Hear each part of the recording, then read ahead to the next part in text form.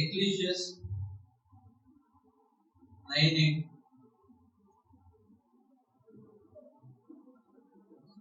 ప్రసంగి 9:8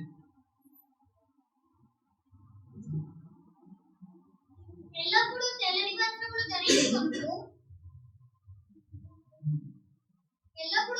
వస్త్రములు ధరించుకొనుము నీ తలకు నూనె తక్కువ చేయకుము.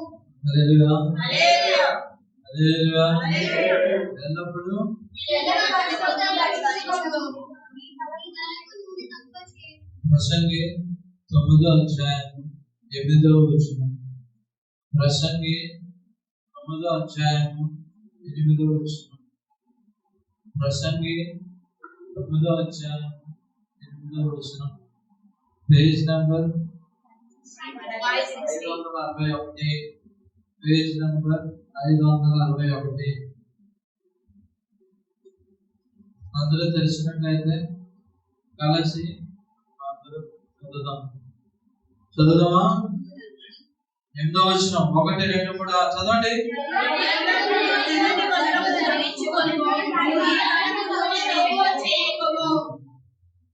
ఎల్లప్పుడూ తెల్లని వస్త్రమును ధరించుకొని నుంచి ఏం చేయాలి? తెల్లని వస్త్రాలే మేము కూడా ఏం చేయాలి? మీరేం చేయాలి? ఎందుకు అంతే కదా, వాక్యం కదా. దీనిలో నుంచి అందరూ white pant, white shirt, white dress, white చీరలు అంతా వైటే. ఆ బ్రదర్ ఆల్రెడీ చేసుకొచ్చారు వైట్ షర్ట్, అంతేనా? మరి నూనె ఏమైంది? ఊరుకుంటే నూనె పెట్టుకొని వదలుతారు బయటికి. అందుబట్టినప్పుడు నూనె పెట్టడం ఏంటి? ఆ మాట యొక్క అర్థం అది కాదు. ఆ మాట ధ్యానిద్దాం. ఆ మాటలో అర్థాన్ని ఎల్లప్పుడూ తెల్లని వస్త్రం మాత్రమే ధరించుతాం. వస్త్రము దేనికి సాదృశ్యంగా ఉంటుంది? ఎల్లప్పుడూ తెల్లని వస్త్రం అంటే ఏంటి? వస్త్రాలు ఎందుకు? వస్త్రాలు ఉన్నప్పుడు ఒక వ్యక్తి యొక్క జీవితం ఎలా మార్చబడుతుంది, వస్త్రం లేనప్పుడు ఆ వ్యక్తి యొక్క జీవితం ఎలా ఉంటుంది? ధ్యానిద్దామా? చెప్పేసి నా చెప్తాను. ప్రభు మాట సహాయపడదాం.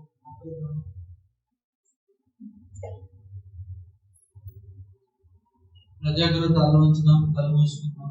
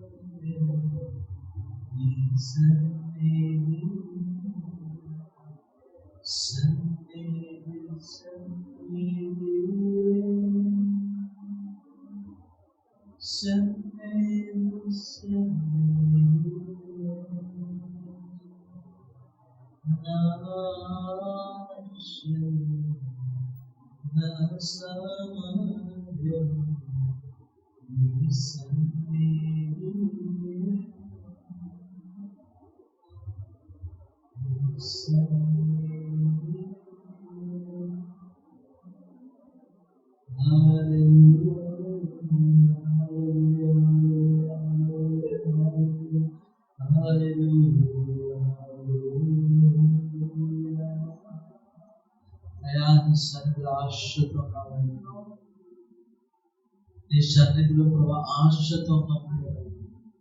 నీ సన్నిధే మాకు ధైర్యం, నీ సన్నిధే మా సామర్థ్యమైన, నీ సన్నిధే మమ్మల్ని ఆదరించేది. అటువంటి నీ సన్నిధిలో ప్రభా సంఘంగా కూడి ప్రభా ఆశతో వైపు ఎదురు చూస్తుండగా ప్రభా నాతో మాతో మాట్లాడడం నిలబడిన వాడిని వృత్తి వాడిని ప్రభా ఆలోచనల తలంపులన్నీ మరుగుచ్చాయి. ఈ సంగమంతో ప్రభు మీరు మాట్లాడమని అడగచ్చు. ఆయన నిలబడుతున్నాను ప్రభావ పెరిగిపోయింది, నా ఆలోచనలు పెరిగిపోయింది, నా తలంపులను పెరిగిపోయింది, ఇంకో నా ఉద్దేశములను సమస్త జ్ఞానమును ప్రభు పెరిగివేసి నిలబడుతుండగా నీ రెండింతల ఆత్మ అభిషేకంతో ప్రభావం సిలుచాడును నన్ను మరుగుపరిచి నీ జ్ఞానంతో నింపమని అడుగుతున్నాను. సంఘం ఆశతో వచ్చిన, ఆకలితో వచ్చిన, ఆశతో ఆకలితో నీ పాదముల దగ్గర ఎదురు చూస్తున్నామే. నువ్వు మాట్లాడతాం ఎదురు చూస్తున్నాం. నువ్వు మాట్లాడితే ప్రభావం మేము జీవిస్తాం. నువ్వు మాట్లాడితే ప్రభావ జీవితాన్ని మార్చబడుతుంది. నువ్వు మాట్లాడితే ప్రభావం తృప్తిపరచబడతావు. నువ్వు మాట్లాడితే ప్రభావం మేము ప్రభావం సుస్థితిగా ఆరోగ్యముగా తృప్తిగా నీకు ప్రభావ కొవ్విన వారి మనం తయారవుతామని ఆశతో నీ గొర్రెల ప్రభావం నీ వాక్యం కొరకు ఎదురు చూస్తున్నావా? నీ గొర్రెలైన మేము నీ కొరకు ఎదురు చూస్తున్నాం. నాతో మాతో మాట్లాడమని అడుగుచున్నాను. ఆయన వాగ్దానాన్ని ఎత్తుకొని ప్రార్థన చేస్తున్నాను. నా నోరు బారుగా తెరువుకున్నాను. నీ నోరు బారుగా తెరిచాను ప్రభా. నీ సజీవమైన మాట ఉంచుతున్నాను. ఇగో నీ సజీవమైన వాగ్దానం పట్టుకొని ప్రభా. ఆకాశం భూమిని సృష్టించిన నా సృష్టికర్త నీ పాదము ఎందుకు కనపడుచుండగా నా నోరుని నేను తెలుస్తుండగా నీ సజీవమైన మాటలతో నింపమని అడుగుతున్నాను. మాటలతో తృప్తిపరచబడ్డకు మేము సజీవబడ్డకు విశ్వాసం మా విశ్వాసం ఇంకా సరి చేసుకుని జీవించే కృపను మాకు దయచేయమని అడుగుచు నా ప్రభు రక్షణ స్వీకరిస్తున్నాము ప్రార్థించండి వేడుకుంటున్నాం తండ్రి. ఆమేన్ ఆమేన్ హల్లెలూయా హల్లెలూయా. ఎల్లప్పుడూ ఏం వస్త్రాలు ధరించాలంటారు? తెల్లని వస్త్రాలు ధరించడం ఎందుకు అసలు? తెల్లని వస్త్రం, ఈ వస్త్రం దేనికి సాదృశ్యం ఉంది? ఓకే, ఈ వస్త్రం ధరించిన తర్వాత ఏమవుతుంది, ఏం అవట్లేదు అన్నది చూద్దాం. ఓకే, సో వాక్యం జాగ్రత్తగా వినప్పుడు అర్థమవుతుంది. వాక్యం జాగ్రత్తగా ఉన్నప్పుడు మీకు అర్థం కాదు. వాక్యము ఆదికాండము 35వ అధ్యాయము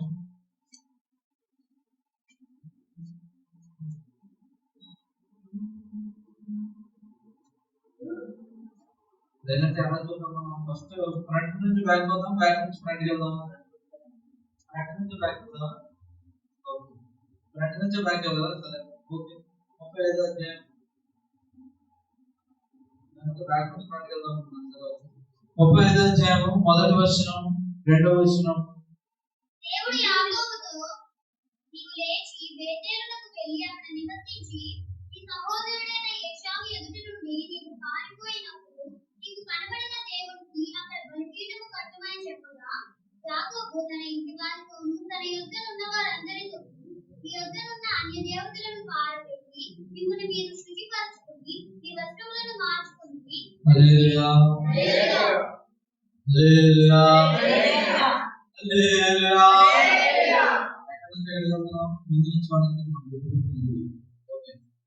అలాగే వెళ్దాం. అలాగే కొన్ని విషయాలు అప్పుడే చూపించిన తర్వాత చూపించాలని ఆశపడుతున్నాను. ఓకే, చదవబడిన వాక్య గ్రంథంలో 35 ఆదికాండము 1-2 వచనాలు చదువు. ఏమని రాయబడినది? దేవుడు ఎవరితో అంటున్నాడు? చెప్పండి గట్టిగా, చెప్పండి గట్టిగా. ఎక్కడి నుండి ఎక్కడికి వెళ్ళమంటున్నాడు? లెగిసి చెప్పండి, ఎక్కడికి వెళ్ళమంటున్నాడు? ఒక ప్రాంతములకు వెళ్ళమంటున్నాడు. అనుకుంటుందా లేదా? ఆ ప్రాంతం ఏంటంట? చదవండి. బేతేలులోకి వెళ్ళి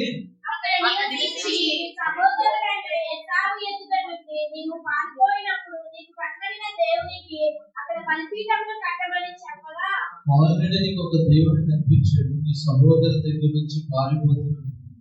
ఆ కనిపించిన దేవుడికి ఇప్పుడు ఏం చేయాలి?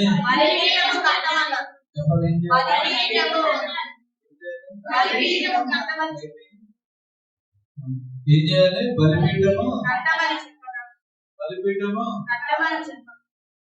బలిపీఠము కట్టమని చెప్పారు.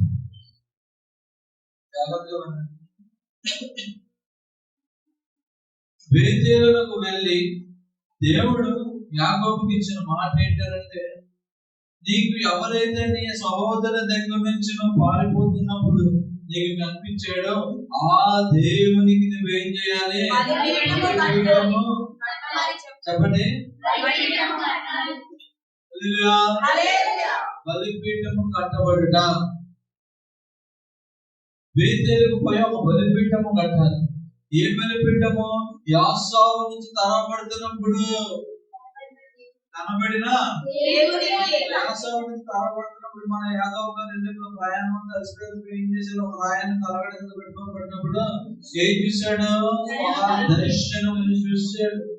దర్శనమును చూసిన వెంటనే ఏం చేశాడు? రాయిని తీసి నిశ్చయముగా ఇది దేవుడు సంచరిస్తున్న స్థలము కనుక దేవుడితో ఒక నిబంధన చేసుకుంటాడు. ఏం చేసుకుంటాడు? నేను వెళ్ళే మార్గంలో వెళ్ళి నా ప్రయాణంలో సఫలపరిచి తినడానికి తిండి వేసుకోవడానికి వస్త్రం ఇచ్చి నన్ను మళ్ళీ తిరిగి నా తండ్రి ఇంట క్షేమంగా చేర్చాలి. చేరిస్తే ఏం చేస్తాను? నీకు ఇక్కడ ఒక అదే దేవునికి బలిపీఠము కట్టు. బలిపీఠము సరే. అప్పుడు యాకోబు గారు రెండో వచనం ఇంపార్టెంట్. రెండో వచనం ఏం చెప్తుంది? యాకోబు ఇంటికి వచ్చి ఏం చెప్తుంది? యాకోబు తన ఇంటి వారితోనూ తన యొద్దనున్న వారితోనూ అందరితోనూ మీ యొద్దనున్న అన్య దేవతలను పారవేసి మిమ్మును మీరు శుచిపరచుకొని మీ వస్త్రములను మార్చుకొనుడి. యాకోబు ఇంటికి వచ్చాడు. మాట ఇంటికి వచ్చి ఇంటిలో ఉన్న వాళ్ళందరికీ చెప్తున్న మాట ఏంటి చెప్తున్నాడు? పరిశుద్ధపరచుకొని మీ వస్త్రములను మిమ్మల్ని మీరు పరిశుద్ధపరచుకొని మీ వస్త్రములను నేను బలిపీఠం కట్టడానికి దేవుడు నాకు బలిపీఠం కట్టమన్నాడు. ఆ బలిపీఠం నేను కట్టకమంటూ మీరు నాతో రావాలంటే మీకు ఒక అర్హత ఉన్నది. ఆ అర్హత ఏంటో తెలుసా? ఆ బలిపీఠం ఈసారి నేను కట్టబోతుండగా బేతేలులో వెళ్ళిన దేవుడికి నేను బలిపీఠం కట్టబోతుండగా ఆ బలిపీఠం కడుతుండగా నాతో పాటు నా రోజున నా ఇంట్లో నివసిస్తున్న మీరు అందరూ వస్తున్నారు కనుక మిమ్మల్ని అందరినీ తీసుకెళ్లి నేను కడతాను కనుక ఈసారి బలిపీఠం నేను కట్టబోతుండగా ఏం చేయాలి? మిమ్మల్ని మీరు ఫస్ట్ ఏం చేసుకోవాలి? శుద్ధిగా చేసుకోవాలి. మీలో అపవిత్రత ఏదైనా ఉన్నా, మీలో అన్య దేవతలకు సంబంధించిన ఏదైనా ఉన్నానో మొత్తం ఏం చేయాలి? విడిచిపెట్టండి.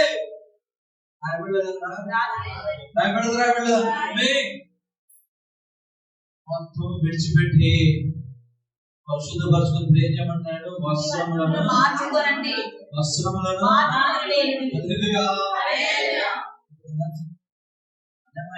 బొమ్మలు లేవు బ్రదర్, మా ఇంట్లో ఏమన్నా జరుగుతాం నాకు ఎలా లేదని మెట్లో లేకపోవచ్చు హృదయంలో లేవా? మీరు హృదయంలో కట్టబడిన గూడు కట్టిన దేవతల కింద మార్చబడిన విగ్రహాలు మార్చబడిన ఏముందని దేవుని బలిపీఠం కట్టబోతున్న ముందు యాకోబు చెప్తున్న మాట ఏం చెప్తున్నాడు తెలుసా? అన్య దేవతలకు సంబంధించినవన్నీ విడిచిపెట్టండి, మిమ్మల్ని మీరు పరిశుద్ధులుగా చేసుకోండి. దాని తర్వాత మీ వస్త్రాలను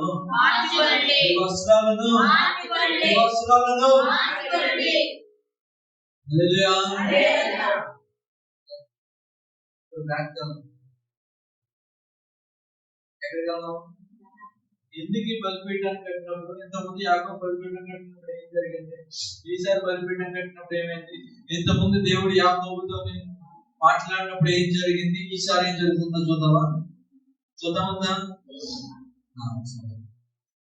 33వ అధ్యాయం అంత 33వ అధ్యాయం తీయ తొందరగా 18వ వచనము 19వ వచనము 20వ వచనము.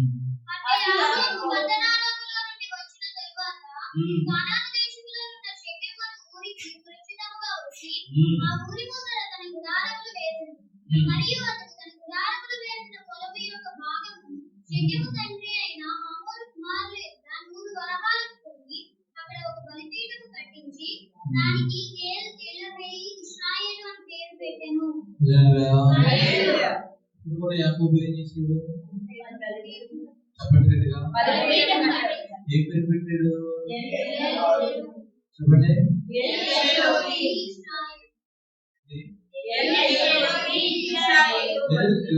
ఇశ్రాయేల్ అని పేరు. బలిపీఠం ఇక్కడ కూడా కట్టాడు. కానీ ఇక్కడ యాకోబు కట్టిన బలిపీఠం తన ఇంటి వారు కానీ ఎవరు తన వస్త్రాలను శుద్ధి చేసుకోలేనట్టుగా చూస్తున్నాం. ఉన్న పాటుగా యాకోబు అక్కడికి వచ్చాడు. దేవునికి ఏం చేశాడు? ఒక బలిపీఠము కట్టాడు. బలిపీఠము కట్టి ఒక పేరు పెట్టినట్టుగా చూస్తున్నాం అంతే. ఆ తప్పకి ఎవరు రాయబడదా?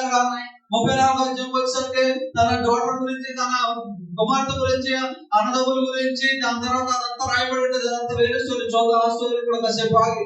కానీ ఈసారి మీకు 33వ అధ్యాయం బలిపీఠం కట్టినప్పుడు ఏమైంది? చెప్ప గట్టిగా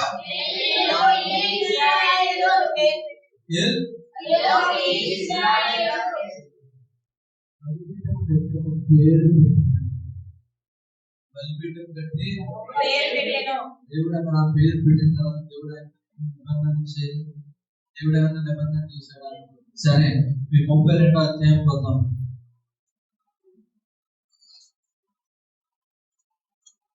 32వ అధ్యాయం దగ్గర ఇంకో మాట చూపించాలని ఆశపడుతున్నాను. 21వ వచనం చదవండి. అతడు కానుకను తనకు ముందుగా పంపించి తాను గుంపులో ఆ రాత్రి నిలిచెను. ఆ రాత్రి అతడు లేచి తన 2 భార్యలను, తన 2 దాసీలను, తన 11 మంది పిల్లలను తీసుకొని యాకోబు రేవును దాటిపోయెను. యాకోబు వారిని తీసుకొని ఆ ఏరు దాటించి తనకు కలిగినదంతయు పంపివేసెను. యాకోబు ఒక్కడు మిగిలిపోయెను. ఒక నరుడు తెల్లవారు వరకు అతనితో పెనుగులాడెను. తాను అతని గెలవకుండా చూచి తోడకూటి మీద అతని కొట్టెను. అప్పుడు అతడు అతనితో పెనుగులాడట వలన యాకోబు తోడ చూడవలసిను. ఆయన తెల్లవారుచున్నది కనుక నన్ను పోనిమ్మనగా అతడు, నీవు నన్ను ఆశీర్వదించితేనే గాని నిన్ను పోనీయనెను. ఆయన నీ పేరేమని అడగగా అతడు యాకోబు అని చెప్పెను. అప్పుడు ఆయన, నీవు దేవునితో మనుషునితో పోరాడి గెలిచినవి కనుక ఇక మీదట నీ పేరు ఇజ్రాయేలే కానీ యాకోబు అనబడదని చెప్పెను. ఇక్కడ యాకోబు ఏం చేస్తున్నాడు? ఇప్పుడు బలిపీఠం రాత్రంతా ఏం చేస్తున్నాడు? రాత్రంతా పెనుగులాడుతున్నాడు. ఇక్కడ యాకోబు గారు ఏం చేస్తున్నారు? రాత్రంతా దేని కొరకు పెనుగులాడుతున్నాడు? అయ్యా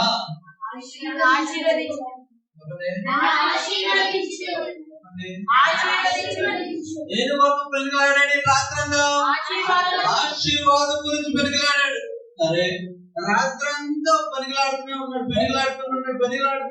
తెల్లవారుజామున అయిపోతున్నాయి, విడిచిపెట్టలేదు. ఏం చేశాడు? మాకు ఒకటి సైడ్ అయిపోయింది. అప్పటికైనా నన్ను ఆశీర్వదించే పలికిన మాట ఏంటి? అక్కడ 28వ వచనము, 27వ వచనం గట్టిగా, అయ్యా నన్ను ఆశీర్వదించండి. ఆయన అడుగుతున్న ప్రశ్న ఏంటి?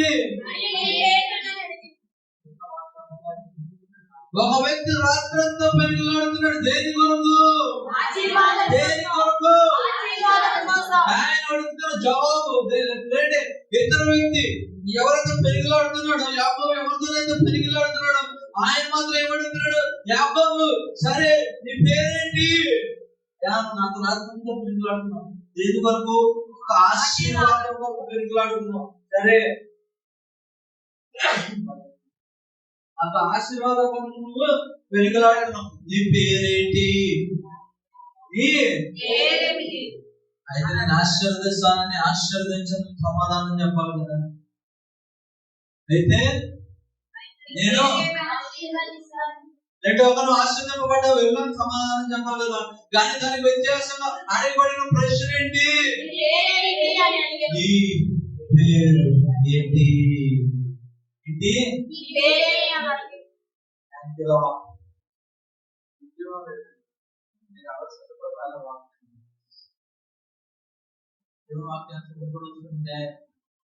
ఈ పాటకి ఏం చేయాలి? ఆనందించాను.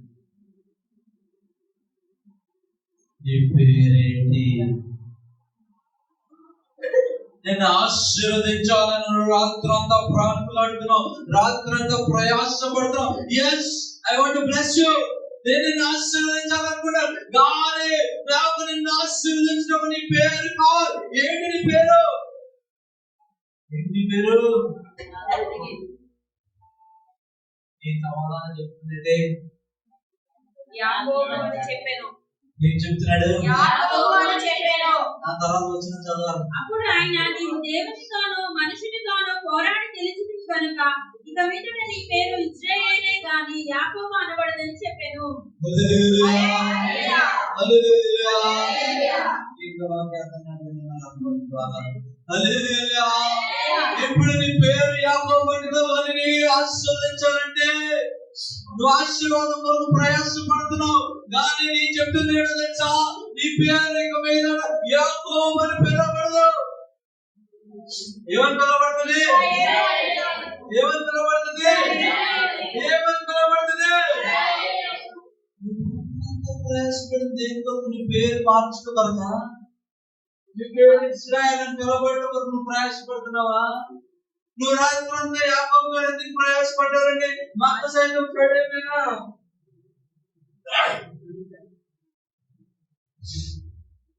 మక్క సైతం సైడ్ చేసుకొని అయినట్టు ఉందా లేదా? అప్పుడు అతడు అతనితో పెరుగులాడటం వలన యాకోబు తోడ గూడవలసి నేను ఆయన తాను అతని గెలవకుండా చూచి తొడగూటి మీద అతనిని కొట్టెను. అప్పుడు అతడు ఆయనతో పెరుగులాడట వలన యాకోబు తొడగూడవలసెను. ఆయన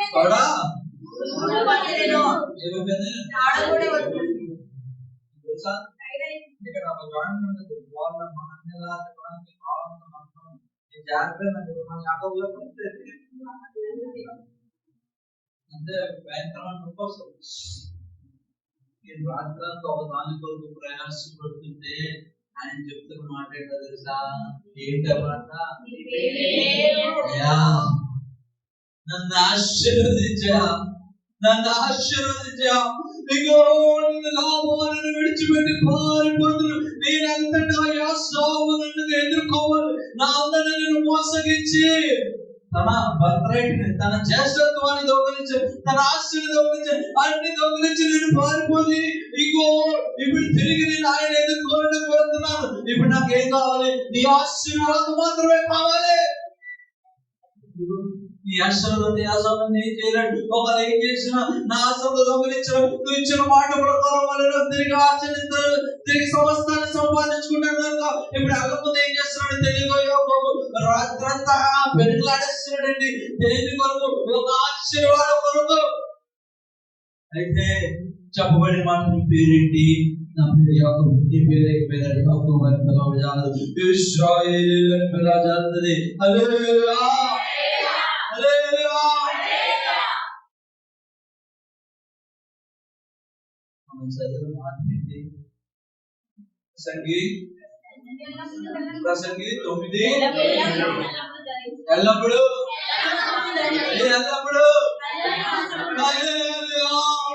నీ పేరు ఇక మీద యాకోబు అని పిలవబడదు కానీ ఇశ్రాయేలు అని పిలవబడదు. హల్లెలూయా.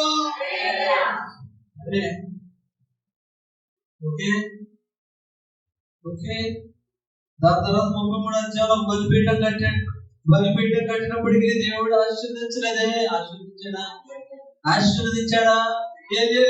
ఇశ్రాయేలు పెట్టాడు. బలిపీఠం కట్టి ఆశీర్వదించాడు. 34 అధ్యాయంకి వచ్చేద్దాం. 34 అధ్యాయంకి వచ్చిన తర్వాత 30వ వచనం చదవండి. యాకోబు షిమోనును లేవిని చూచి, మీరు నన్ను బాధపెట్టి ఈ దేశ నివాసులైన కానానీయులలోను పెరిజీయులలోను అసహ్యంగా చేసితిరి. నా జనసంఖ్య కొంచెమే, వారు నా మీదకి గుంపుగా వచ్చి నన్ను చంపెదరు. నేను నా ఇంటి వారిలో నాశనం అవుదామని చెప్పాను. ఇప్పుడు ఎందుకు ఇది 34 అధ్యాయం చదువుకుంటే పాపం యాకోబు గారి కుమార్తె పేరేంటి? దీనాని. పాపం అక్కడ నివసిస్తుంటే పాపం ఎవరు ఏదో చేస్తారు. పాపం చేస్తే సీమోను లేవి ఏం చేస్తున్నారు? మీ అందరూ గొప్పమాట చెప్పాలని మా చెల్లెని నీకు ఇచ్చి మళ్ళీ ప్రేమిస్తున్నానని చెప్తారు. పెళ్లి చేస్తామని చెప్పి మీరు అంతా సొంతం చేయించుకోండి. మొత్తం సొంతం చేయించి ఏం చేస్తారు? ఆ నొప్పులు పోవాలి. ఇంకా పురుషులందరూ ఇంకా బలహీనంగా ఉన్నట్టు ఏం చేస్తారు? తెల్లవారుజామున ఏం చేస్తారు చెప్పండి. 35వ వచనం చదవండి. మూడవ దినమున వారు బాధపడుచుండగా యాకోబు కుమారులలో ఇద్దరు అనగా దీనా సహోదరులైన షిమ్యోను లేవీయులు తమ కత్తుల చేత పట్టుకుని ఎవరికీ తెలియకుండా ఆ ఊరి మీద పడి ప్రతి పురుషుని చంపిరి. ఏం చేశారు? ప్రతి ఒక్కరిని చంపేశారండి. ఆ మాట తెలుసుకుని యాకోబు, ఇప్పుడు యాకోబు భయముతో చెప్తున్న మాట 30-31 వచనం ఏం చెప్తున్నాడు? సీమోను లేవే, మీరు ఏం చేశారు? ఇప్పుడు మీరు చేసిన పనికి నాకు దుఃఖం మాత్రమే తీసుకొని వచ్చారు. ఇప్పుడు ఇదంతా తెలిస్తే ఆ మిగిలిన జనాలంతా ఒకటైపోతే మనం తక్కువ మందిగా ఉన్నాం కనుక నేను నా ఇంటి వాళ్ళంతా ఏమైపోతారు? 31 వచనం చదవాలి. 30 వచనం ఏమన్నారు? 30 వచనం చదవండి. మీరు నన్ను బాధపెట్టి ఈ దేశ నివాసులైన కనానీయులలోను బెజ్జీలలోను అడ్డంకిలుగా చేసిరి. నా జనసంఖ్య కొంచెమే, వారు నా మీదకి గుంపుగా వచ్చి నన్ను చంపెదరు. నేను నా ఇంటి వారిని నాశనమగుదమని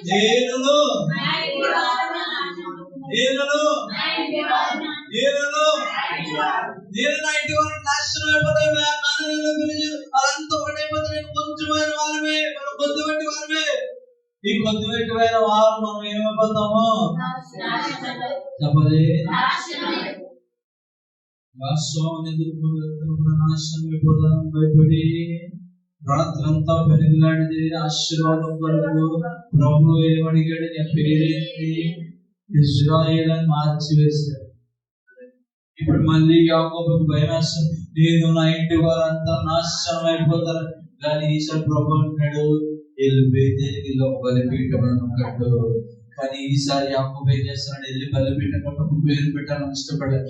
ఈసారి యాకోబు బలిపీఠం కట్టక ముందు ఇంట్లో వాళ్ళందరినీ పిలుస్తున్నాడు. ఇంట్లో వాళ్ళందరినీ పిలుస్తున్నాడు. పిలిచి ఏం చెప్తున్నాడు తెలుసా? ఏం చెప్తున్నాడు? అన్య జనుల దేవతలకు సంబంధించిన వాడిని తీసి పక్కన పెట్టండి. మిమ్మల్ని మీరు ఏం చేసుకోండి? శుద్ధి చేసుకోండి. మీ వస్త్రాలను మార్చుకోండి.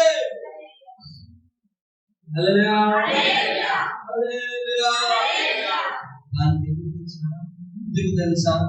ఎందుకు శుద్ధి చేసుకోమని, ఎందుకు వస్త్రాలు మార్చుకోమని తెలుసా? 9వ వచనం, 10వ వచనం, 11వ వచనం. యాకోబు పద్దనరాములో నుండి వచ్చుచుండగా దేవుడు తిరిగి అతనికి ప్రత్యక్షమై అతన్ని ఆశీర్వదించెను.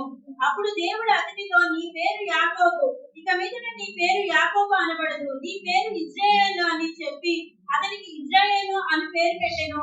మరియు దేవుడు, నీవు సర్వశక్తి గల దేవుడను, నీవు ఫలించి అభివృద్ధి పొందుము, జనముల సమూహమును నీ వలన కలుగును, రాజులను నీ గర్భవాసమున పుట్టెదరు. నేను అబ్రహామునకు ఇస్సాకునకు ఇచ్చిన దేశం నీకు ఇచ్చేదను, ఈ తర్వాత నీ సంతానమునకు ఈ దేశం నీకు ఇచ్చేదనని అతనితో చెప్పాను.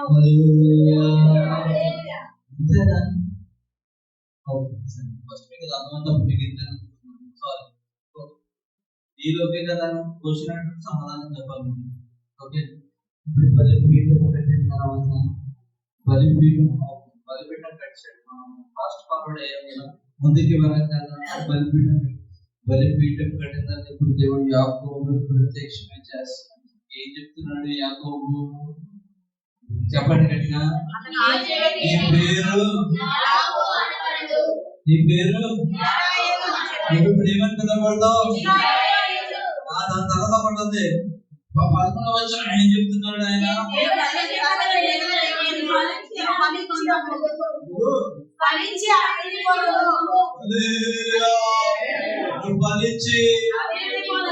నిబంధన అబ్రహాముకి ఏదైతే నాశపడిన భూమంతా నీకు ఇస్తాను, నీ నుంచి రాజులు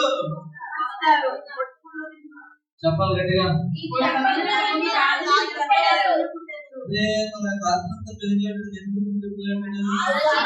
ఇదేంటి బలిపీఠ కట్టగానే ఆశీర్వాదం వచ్చింది, మరి దాని ముందు కూడా బలిపీఠ కట్టాడు, ఏ సమాధానం ఏం రాలేదే. రాత్రంతా పనికిరాడి ఇజ్రాయేల్ అని పేరు పిలుచుకున్న తర్వాత ఈసావుని కలుసుకుని యాకోబు తిరిగి శాంతంగా వచ్చిన తర్వాత ఫస్ట్ కట్టాడు కదా బలిపీఠం. ఇజ్రాయేల్ కూడా కట్టాడు. అప్పుడు ఆశీర్వాదం. మరి ఇప్పుడు ఎందుకు ఆశీర్వాదం వచ్చింది? ఇప్పుడు ఆశీర్వాదమే కాదు కానీ ఒక నిబంధన చేయబడుతున్నది. ఏంటో నిబంధన? దేవుడు చెప్తున్నాడు, అబ్రహాముకి ఏదైతే నిబంధన నేను చేశానో ఆ తరమంతా ఆశీర్వాదాలంతా ఏంటి, నీ తరం వారందరికీ నేను ఏం చేస్తాను? ఏం చేశాడో చేయలేదు? నిబంధన చేశాడో చేయలేదా? అంతే అనుకుంటున్నారా? ఇంకొకటి మీకు అసలు మాట చూపిస్తున్నాడు. 3వ వచనం చదవండి. యాకోబు తన ఇంటి వారితోను తన యొద్ద ఉన్న వారినందుకును మీరు యొద్దనున్న అన్య దేవతలను పారవేసి మిమ్మల్ని మీరు శుద్ధిపరచుకొని మీ వస్త్రములను మార్చుకొనుడి. మనము లేచి బేతేలునకు వెళ్ళుదాము. Let's go to Bethel. Yes. దేవుడు నన్ను కృపనిచ్చి నేను వెళ్ళిన మార్గమున నాకు తోడై ఉండి నా దేవునికి బలిపీఠమును అక్కడ కట్టెదనని చెప్పాడు. వారు తమ యొద్దనున్న అన్య దేవతలన్నిటినీ తమ చెరువులను నా పోగులను యాకోబునకు అప్పగింపగా యాకోబు షేకెము దగ్గరనున్న మాసకి వృక్షము కింద వాటిని దాచిపెట్టాడు. వారు ప్రయాణమై పోయినప్పుడు దేవుని భయము వారి చుట్టూనున్న పట్టణముల మీద ఉండెను కనుక వారు యాకోబు కుమారులను కనబడలేదు.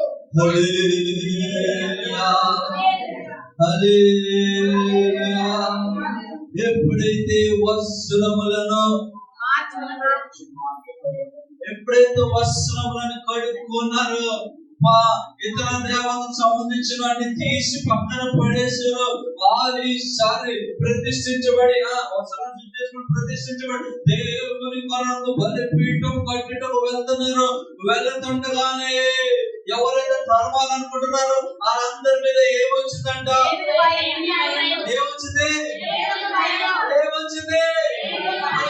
కట్టాడా? ఇంకా కట్టలే. 7వ వచనంలో చదివితే కట్టినట్టుగా ఉంటారు. మనం చదవండి. నుండి పారిపోయినప్పుడు దేవుడు అక్కడికి అతన్ని ప్రత్యక్షమయ్యాను కనుక అక్కడ బలిపీఠములు కట్టి ఆ చోటకి ఎల్ బేతేల్ అని పేరు పెట్టింది. బలిపీఠం కట్టారు. కానీ బలిపీఠం కట్టక ముందే ఎప్పుడైతే వస్త్రాలను శుద్ధి చేసుకొని ఎప్పుడైతే ఆ చెట్టు కింద అన్ని పాత పెట్టేసి నడుస్తూ వెళ్తున్నారో బలిపీఠము కట్టవలసిన స్థలముకు వెళ్తున్నారు. అప్పుడే ఎవరైతే తరవాలని అనుకున్నారో 34 అధ్యాయంలో ఎవరు తరవాలనుకున్నారో కానానీయుల ప్రజలు అదంతా ఆ పట్టణం అంతటి మీద ఎవరు భయం దిగింది? ఇప్పుడు ఎవరు భయం దిగింది? నమ్ముతున్నారా?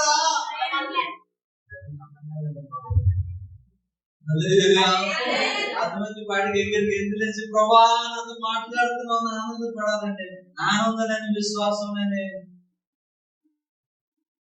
ప్రజల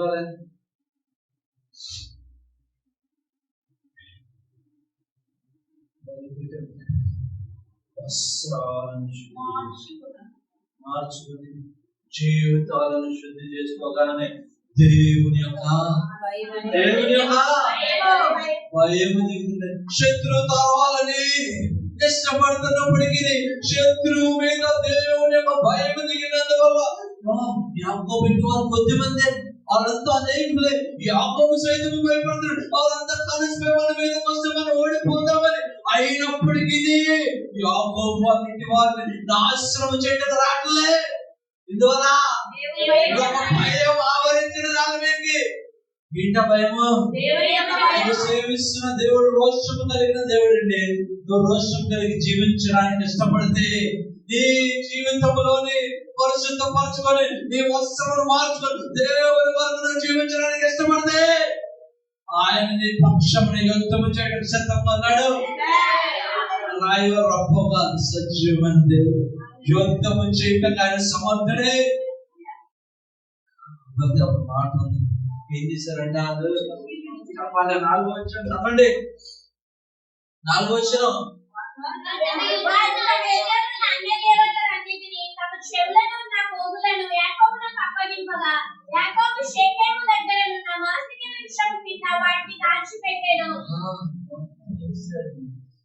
దేవుని యొక్క భయం ఆ పట్టణం మీద దిగటకు ఏం చేశారు వీళ్ళు?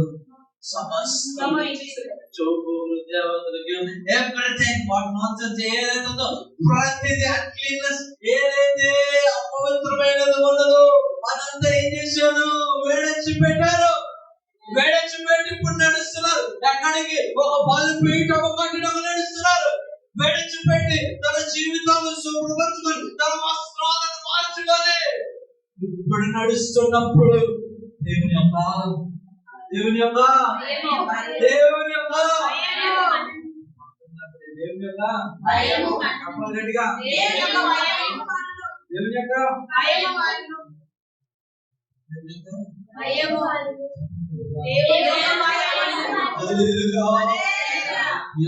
యుద్ధం చేసేటండి.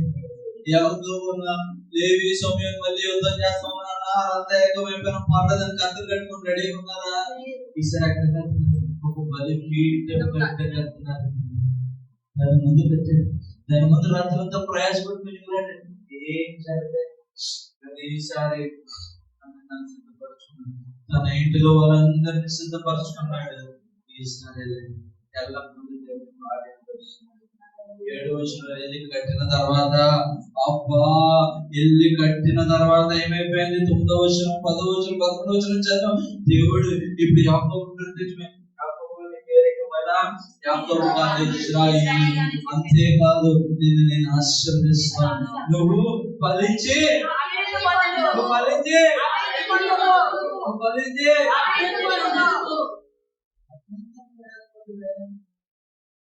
ఆశీర్వదించడం, ఫలించి అభివృద్ధి. ఆశీర్వాదం గురించి కాదా ప్రయాసపడేది? ఆశీర్వాదం గురించి రాత్రంతా ప్రయాసపడేది. ఆశీర్వదింపబడలే. ఎందువల్ల?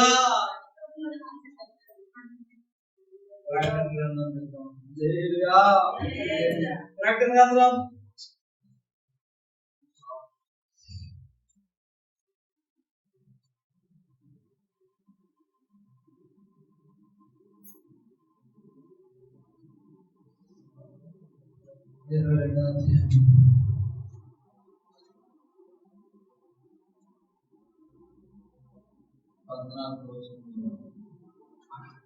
జీవ వృక్షమునకు హక్కు గల వారై గుమ్మముల గుండా ఆ పట్టణంలోకి ప్రవేశించినట్లు తమ వస్త్రములను ఉదుక్కుని వారు ధన్యులు.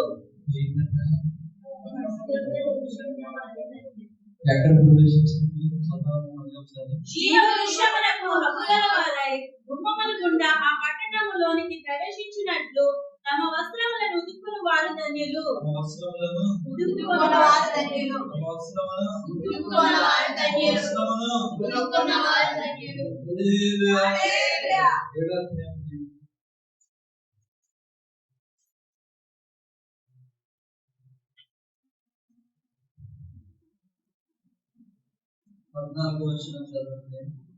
అందుకు నేను అయ్యా నీకే తెలియననగా అతడు ఇలాగున నాతో చెప్పాను, మీరు మహాశ్రమల నుండి వచ్చిన వారు గొర్రెపిల్ల రక్తంలో తమ వస్త్రములను ఉదుక్కొని వాటిని చేసుకుని అందువలన వారు దేవుని సింహాసనం ఎదుట ఉండి రాత్రి పౌలు ఆయన ఆలయంలో ఆయనను సేవించుచున్నారు. గొర్రెపిల్ల రక్తముతో. Blessed are those who wash in their robes, for they can access the tree of life. దేవుని తన వస్త్రములను ఎవరైతే కడుక్కుంటున్నారో వాళ్ళు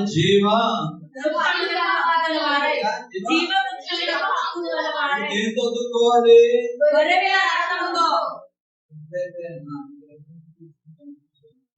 అసైన్మెంట్ తీసుకుంటే నెక్స్ట్ మీకు అసైన్మెంట్.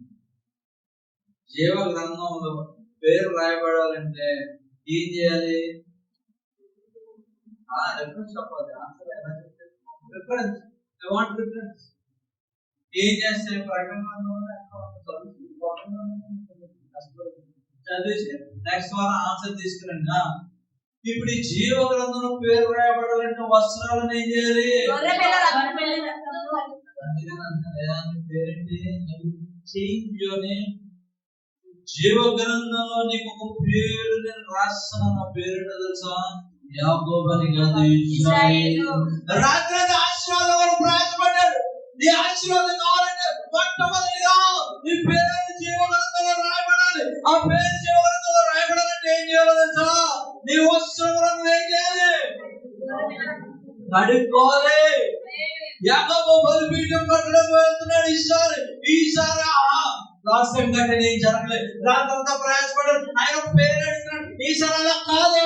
నేను ఈసారి బలిపీఠం కట్టడం వెళ్తున్నప్పుడు దేవుని అయిన వాళ్ళందరూ ఏం చేస్తున్నాము? మమ్మల్ని మేము పరిశుద్ధపరచుకొని మా వస్త్రాలను మార్చుకోవడం. ఈసారి మా నూతనమైన వస్త్రాలను ధరించుకొని వెళ్తాం.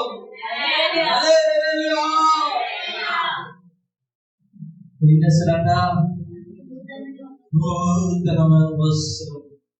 ఏ వస్త్రాలు ధరించాలి? వైట్ షర్ట్, వైట్ ప్యాంట్ వేసుకొని వస్త్రాలు ధరించుకొని బయట తిరగడం.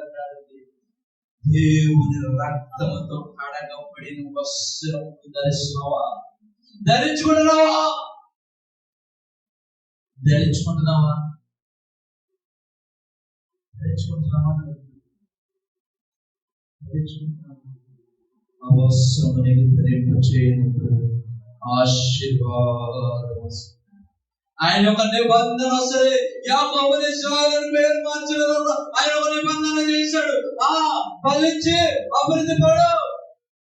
అబ్రహాము చేసిన వాగ్దానాన్ని నెరవేరుస్తాను. భయపడుతున్నాను. కానాన్ని పిలిచేలు అంతమైపోయి నిన్ను నీటి వారందరినీ నాశనం చేస్తాను భయపడుతున్నావు. కానీ నీకు చెప్తుంది ఏంటో తెలుసా? నిన్ను ఆశీర్వదించబోతున్నాను. ఎంతగా ఆశీర్వదించబోతున్నాను తెలుసా? నీ సంతానాన్ని నేను రాజులను పిలిచాను. ఆయన ఎవరు మనల్ని చూసి భయపడుతున్నావు? రాజులను పుట్టించబోతున్నాను. ఒక గొప్ప జనాంగంగా మార్చైపోతున్నాను. అందుకని పేరు ఇశ్రాయేలు. ఈ పేరు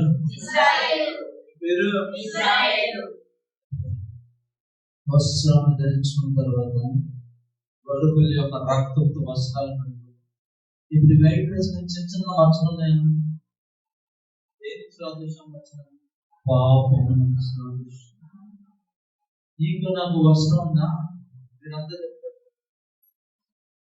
పట్లేదే. ఆమె బాప్తిసం తీసుకున్నప్పుడు 40 years సీనియర్. ఇక్కడ 40 సంవత్సరాలు సీనియర్. 40 సంవత్సరాలు సీనియర్. ఎవరు ఉద్దేశించారు? 2 సంవత్సరాలు సీనియర్, 20 సంవత్సరాలు సీనియర్.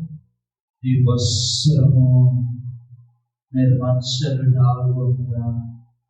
నీ వస్త్రం మీద మచ్చ డాగు ఉంటే నువ్వు ఆ వస్త్రం ఎందుకు పనికిరా? ఆ వస్త్రము ప్రభు చూసిన ప్రభా, ఆ వస్త్రం చూసిన ప్రభు ఏంటి వస్త్రం? ఎక్కడ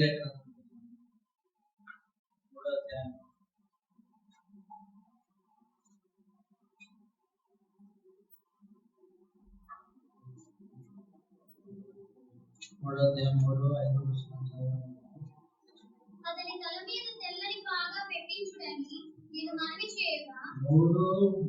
మూడు కదమ్మా, మూడు అదే ఉందా?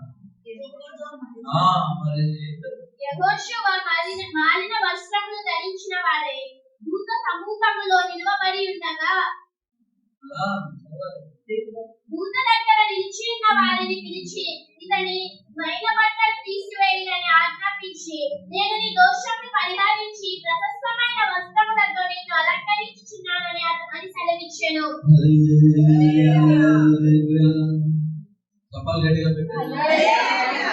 పాపం ఏం చేస్తుందంట? వస్త్రాన్ని పేజ్ నెంబర్ చెప్పండి. 778 అందరూ తీయాలి.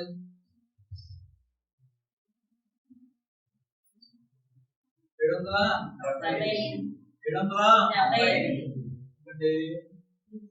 తీసారా? 3వ అధ్యాయం 3వ వచనం. 3వ అధ్యాయం 3వ వచనం. 3వ అధ్యాయం 3వ వచనం. దేవదూత దగ్గర ఆయన నిలబడినప్పుడు ఆయన వస్త్రాలు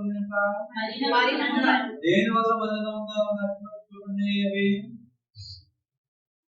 పాపం వల్ల. చదవాలమ్మ 3వ వచనం చదవండి. యెహోషువ మలిన వస్త్రములు ధరించిన వాడే దూత సమూహంలో నిలబడి ఉండగా దూత దగ్గర నిల్చున్న వారిని పిలిచి ఇతని మైల బట్టలు తీసివేయుడని ఆజ్ఞాపించి, నేను నీ దోషములు పరిహరించి ప్రశస్తమైన వస్త్రములతో నిన్ను అలంకరించుచున్నానని సెలవిచ్చెను. ఏ వస్త్రాలు చేస్తున్నాను ఇప్పుడు? ఎందువల్ల మల్లంగా మార్చబడినవి? అక్కడ 4వ వచనంలో రాయబడిందా లేదా? I have taken away your sin and I will put you a fine garment. నేను నీ పాపమును తీసివేసి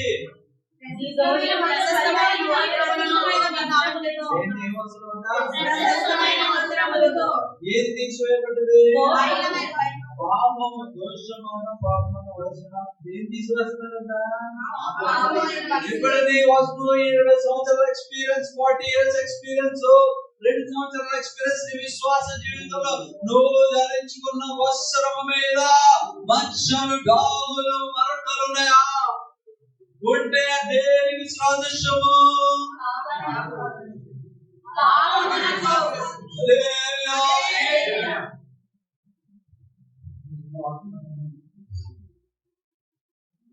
దేవుని వస్త్రము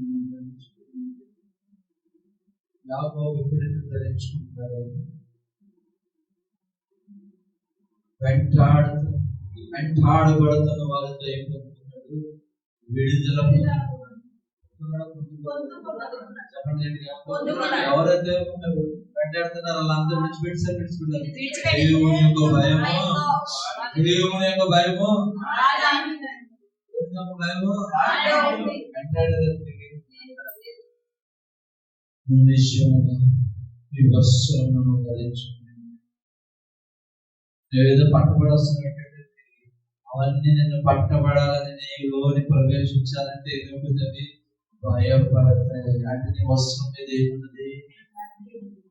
మలినం ఉన్నది. ఆ మలినం ఉన్నది ఏమొస్తున్నది? నీలో ప్రవేశిస్తున్నది.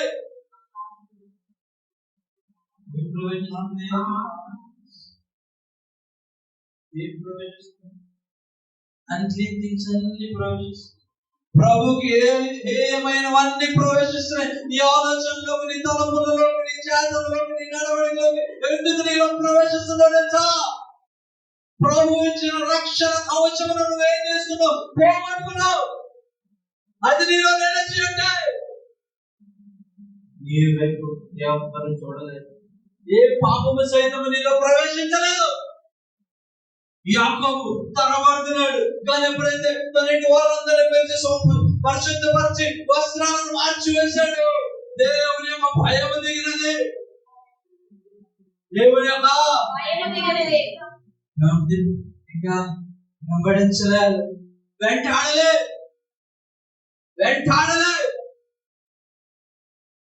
2 సంవత్సరాలు, 20 సంవత్సరాలు, 40 సంవత్సరాలు నిన్ను నువ్వు చెప్పుకుంటూ ఇంకా నువ్వు పాపంలో మునిగి తేలుతున్నావా? ఇంకా నువ్వు నీ ఆలోచనలో, నీ తలంపులలో, నీ చేతుల్లో పడిపోతున్నావా? నిన్ను ఇంకా నువ్వు సాతానుడు వెంటాడుతున్నాడు. ఇంకా నువ్వు సాతానుడు వెంటాడుతున్నాడు. ఎందుకు తెలుసా? నీ వస్త్రం ఏమైపోయినది? అవకాశం ఇస్తున్నావు. నీ వస్త్రములు ఒక తాగు కింద ఒక పాపము చేసుకొని ఆ వస్త్రం వైపు చూసినప్పుడు వస్త్రంతో నిలబడి సాతానుడిని ఆహ్వానిస్తున్నావు. పనికి వాళ్ళ తలపులను ఆహ్వానిస్తున్నావు. పరిశుద్ధత లేకపోవడం బట్టి, పరిశుద్ధత శ్వాసన లేకపోతే అనేది నేను అనేది ప్రాజెక్ట్ చేశాను.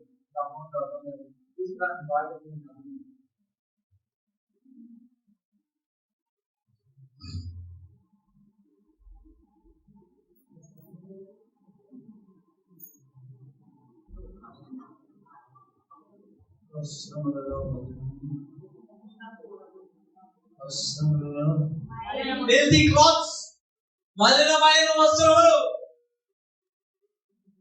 దేనికి సాదృశ్యం? ఒకసారి విడిపించబడిన తర్వాత నువ్వు ఏదని విడిపింపునని కాపాడుకోకుండా తిరిగి పాపంలో పడిపోయి పనికి వాళ్ళ వస్త్రములను ధరించుకుంటూ దేవుని సన్నిధికి వచ్చి దేవుడు వస్త్రాలు కావాలంటే ఎక్కడికి దొరకవు. Grace is not cheap. దేవుని యొక్క కృప చీపుగా దొరికేది కాదండి. ప్రభు నన్ను ఆశీర్వదించడు. ఆయన ఎందుకు ఆశీర్వదించాలి? ఎందుకు ఆశీర్వదించాలి? యాకోబు అలాగే అనుకొని ప్రయాసపడ్డాడు. రాత్రంతా దేవుడు నిబంధన చేశాడా? చేయలే. యాకోబుతో రాత్రంతా పనికిరాడు. యాకోబు ఆశీర్వదించలేదు. పేరు మార్చి పంపించాడు. ఒక సమయం ఉంది నీతో నిబంధన చేయాలంటే అందరూ నువ్వు యాకోబు పిలవడలేదు. వస్త్రం మార్చుకొని తిరిగిరా, పేరు మార్చి పంపివేసాడు. యాకోబు ఆలోచించాడు, ఇదేంటో రాత్రితో పెరిగిరాడు మొక్క సైడ్ చేసుకున్నదని నన్ను ఆశీర్వదించలే. నా పేరు మార్చి పంపించాడండి.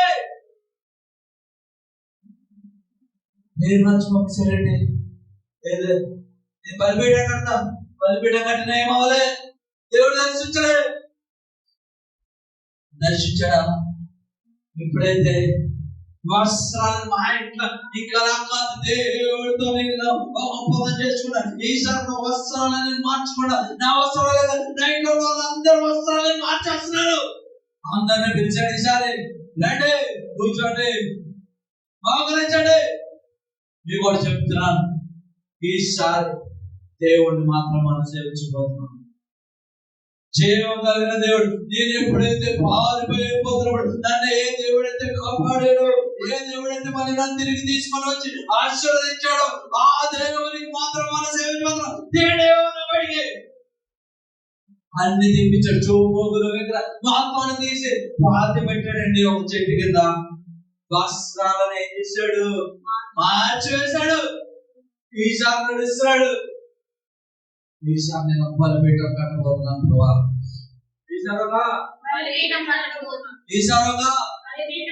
ఇప్పుడు దేవుడు ఆ బలిపీఠం ప్రతిగా కూర్చోగా నిబంధన చేశాడు. ఊరికినే చేయలే. నువ్వు అనుకుంటున్నట్లు ఎగ్జామ్ పాస్ అయిపోవాలి, ఉద్యోగం వచ్చేయాలి, పిల్లలు ఆశ్రయింపబడాలి, అదే పోవాలి, ఊరికినే చేయడం. ఎందుకు చేయాలి?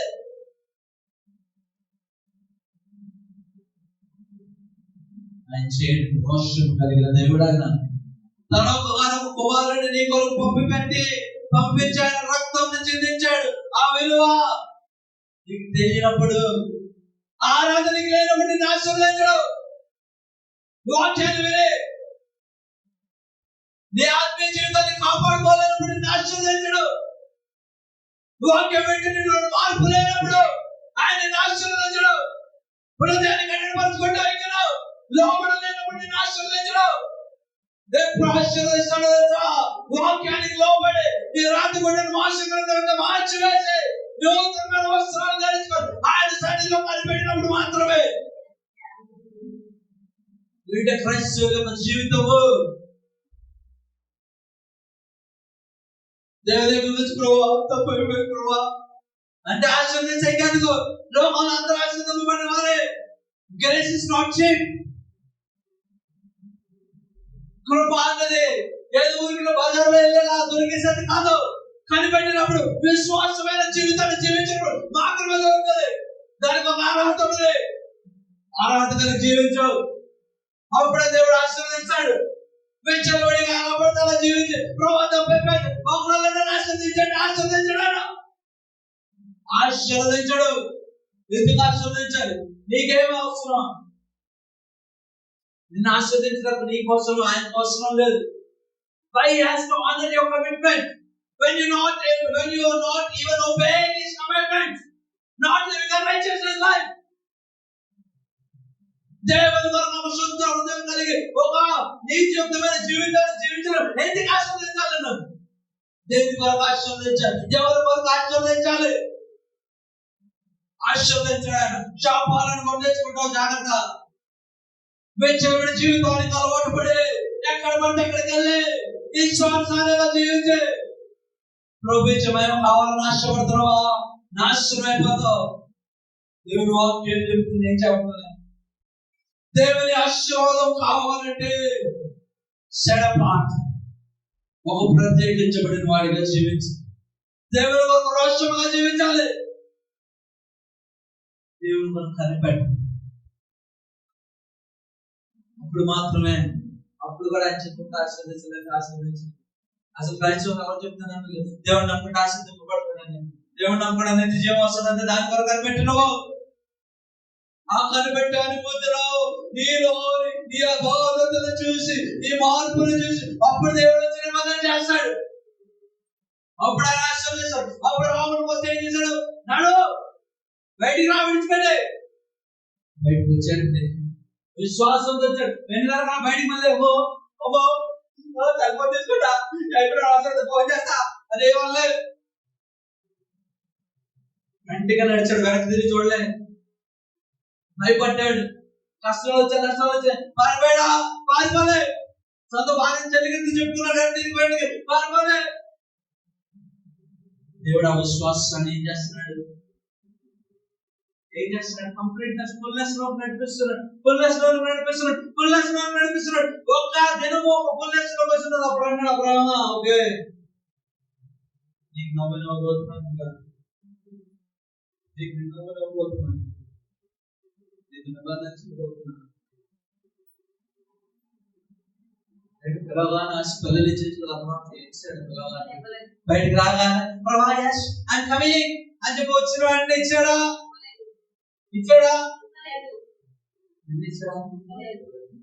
ఇవ్వలేదు.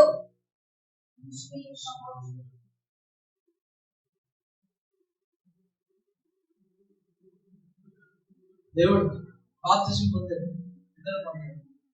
బాప్తిసం పొందగానే ఆకాశం తెరబడి ఈయన ప్రియ కుమారుడు స్వరం వినిపించలేదా? అందరూ వినలేదా? వెంటనే మినిస్ట్రీ స్టార్ట్ చేశాడు. ఆయన స్టార్ట్ చేశాడు మినిస్ట్రీ. లోకసభ స్టార్ట్ చేశాడు. ఆయన ఏం చేశాడు? వెంటనే వెళ్ళిపోయాడు. అరణ్యంలో ఒక చిన్న సాక్ష్యం కానీ అంత విశ్వాసం లేదండి. సాక్ష్యం వచ్చింది, నాకు దేవుడితో సంబంధం లేదండి, అవసరం తెచ్చబడేయండి. దేవుడికి ఒక సాక్ష్యం ఉంది. దేవుడు అక్కడే సాక్ష్యం ఒకదాన్ని పంపించాము. ఆయన బాప్తిసం పొందినప్పుడు ఆయన సాక్ష్యం అందరూ చూశారు. వెంటనే పెద్ద క్రూసేడ్ మీటింగ్ పెట్టలేదు, వెంటనే ఒక సభలో చెప్పే సాక్ష్యం చెప్పలేదు, ఏం చెప్పలేదు. వెంటనే కనిపెట్టాడు. 40 రాత్రి పగలు కనిపెట్టాడు. కనిపెట్టలేదా? దేవుడు సైతము మీరైనా ప్రియ కుమారుడిలో నేను బహుగా ఆనందిస్తున్నానని స్వరం వెంబడి పరిశుద్ధాత్మ పొందుకున్నాడు. ఆయన వెంటనే మినిస్ట్రీ స్టార్ట్ చేయలేదు, క్రూసేడ్ మీటింగ్లు పెట్టలేదు. నేను సాక్ష్యం నేను చెప్తా, ఇగో నేను చెప్తాను, నేను చూశాను, 10 మంది వేసుకొని తిరగలేదు. తిరిగాడా? 40 జనాలు రాత్రి పగలు కనిపెట్టాడు. ప్రభా కానీ నన్ను సిద్ధపరచు, నేను వెళ్తున్నాను, నన్ను సిద్ధపరచు. బయటకు వచ్చినప్పుడు దృష్టి శోధిస్తున్నప్పుడు ఏమంటున్నాడు ఆయన? ఇది రాయబడినది, ఇది రాయబడినది, ఇది రాయబడినది, ఇది రాయబడినది. దేనితో తెలుస్తున్నాడు? దేవుని వాక్యము తెలుస్తున్నాడు. వాక్యమును కట్టుబడినకు కనిపెట్టినకు 40 రాత్రి పగలు ఎదురు చూశాడు ఆయన. అది క్రైస్తవం యొక్క జీవితం. ఈ రోజు క్రైస్తవ జీవితం ఎదురు చూపబడికి అవసరం లేదు, కనిపెట్టడం అవసరం లేదు. ప్రభువా అని ఆశీర్వాదాలు వచ్చాయి. రావు రావు రావు రావు విశ్వాస జీవితంలో కనిపెట్టి ప్రభువునికి ఇష్టంగా జీవించినప్పుడు మాత్రమే. యాకోబు రాత్రంతా పెరిగాడు వచ్చిందా? రాత్రంతా పెరిగాడు వచ్చిందా?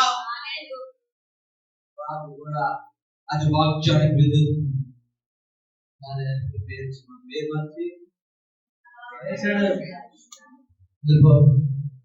స్టిల్ టైం ఇస్తే నీ జీవితాన్ని నేను చూసాను. ఇప్పుడు పేరు మార్చాను. ఈ పేరు ఎందుకు మార్చాను? అండర్స్టాండింగ్ నీకు లేకపోతే నేను ఆశీర్వదించలేదు. పేరు ఎందుకు మార్చాను? మార్చరా?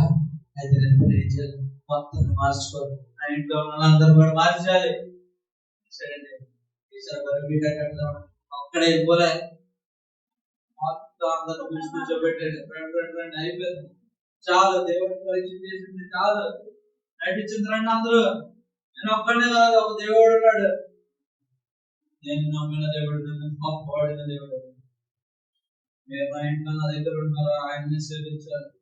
పిచ్చాలు విడిగా తిరిగి వీళ్ళు పడేయండి. అవసరం మార్చుకోడా, శుద్ధంగా చేసుకోండి.